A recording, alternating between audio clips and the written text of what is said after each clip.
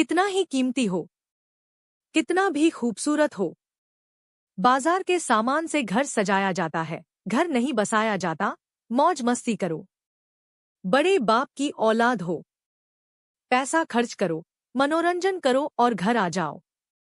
मैंने भी जवानी देखी है, इसलिए नहीं पूछता कि इतनी रात गए घर क्यों आते हो। लेकिन बाजार को घर में लाने की भूल मत करना। धर्म, समाज, जाति, अपने खानदान की इज्जत का ध्यान रखना, ये शब्द एक अरबती पिता के थे। अपने जवान बेटे के लिए नसीहत थी, चेतावनी थी। लेकिन पिछले एक हफ्ते से वह लगातार बाजार की उस नचनिया का नाच देखते देखते उसका दीवाना हो चुका था। वह जानता था कि उसके नाच पर लोग सीटियां बजाते थे, गंदे इशारे करते थे। वह अपनी अदाओं से महफिल की रौनक बढ़ा देती थी।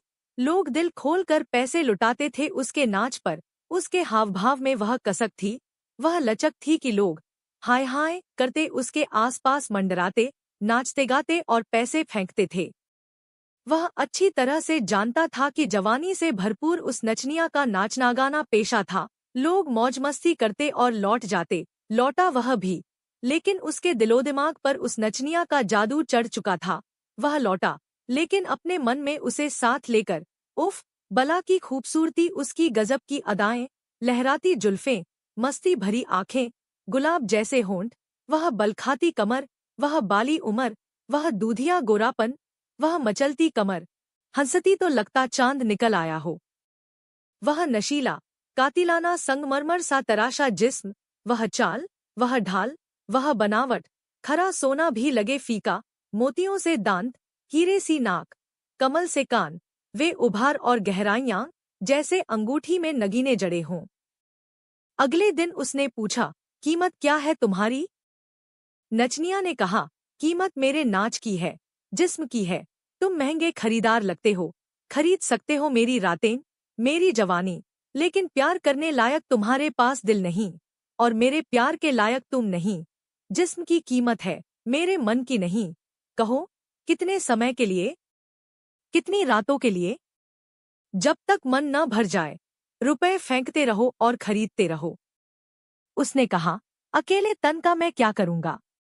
मन बेच सकती हो, चंद रातों के लिए नहीं, हमेशा के लिए। नचनिया जोर से हंसते हुए बोली, दीवाने लगते हो, घर जाओ, नशा उतर जाए तो कल फिर आ जाना महफिल सजने पर। ज्यादा पागलपन ठीक नहीं। समाज को, धर्म के ठेकेदारों को मत उकसाओ कि हमारी रोजी रोटी बंद हो जाए, यह महफिल उजाड़ दी जाए। जाओ यहाँ से मजनू, मैं लैला नहीं नचनिया हूँ।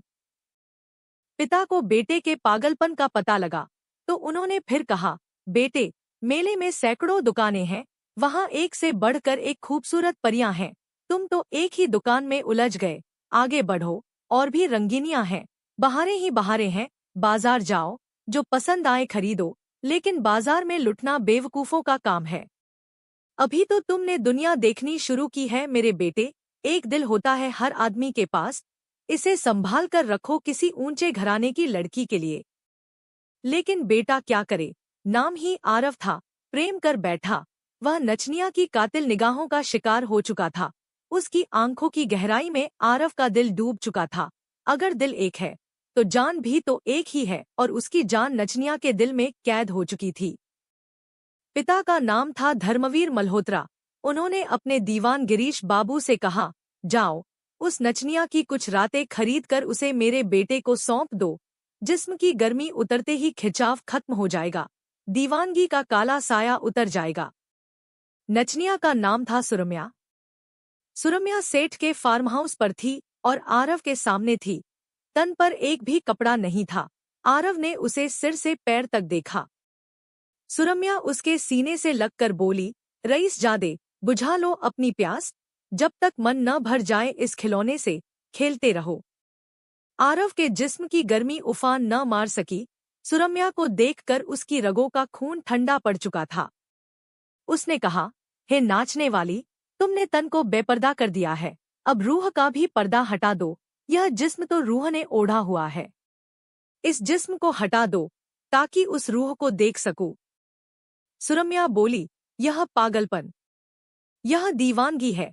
तन का सौदा था, लेकिन तुम्हारा प्यार देखकर मन ही मन से मन को 100 सलाम।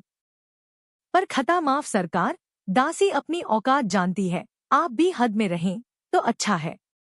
आरव ने कहा, एक रात के लिए जिस्म पाने का नहीं है जुनून, तुम सदासदा के लिए हो सको मेरी, ऐसा कोई मोल हो तो कहो। सुरम्या ने कहा, मेरे शहजादे, यह इश्क मौत है, आग का दरिया पार भी कर जाते, जलकर मर जाते या बच भी जाते, पर मेरे माता पिता, जाति के लोग, सबका खाना खराब होगा, तुम्हारी दीवानगी से जीना हराम होगा। आरव ने कहा, क्या बाधा है प्रेम में, तुमको पाने में, तुम में खो जाने में? मैं सब कुछ छोड़ने को राजी हूँ, अपनी जाति, अपना धर्म, अपना खानदान और दौलत। तुम हाँ तो कहो, दुनिया बहुत बड़ी है, कहीं भी बसर कर लेंगे। सुरम्या ने अपने कपड़े पहनते हुए कहा, ये दौलत वाले कहीं भी तलाश कर लेंगे, मैं तन से मन से तुम्हारी हूँ, लेकिन कोई रिश्ता, कोई संबंध हम पर भारी है, मैं लैला तुम मजनू, लेकिन शादी ही क्यों? क्या लाचारी है?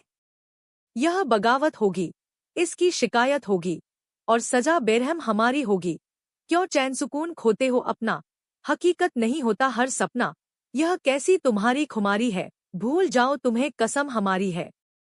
धर्मवीर मल्होत्रा को पता चला तो उन्होंने एकांत में सुरम्या को बुलवा कर कहा, वह नादान है, नासमझ है, पर तुम तो बाजारू हो, उसे धिक्कारो, समझाओ, न माने तो बेवफाई दिखाओ, कीमत बोलो और अपना बाजार किसी अनजान शहर में लगाओ, अभी दाम दे रहा हूँ, मान जाओ।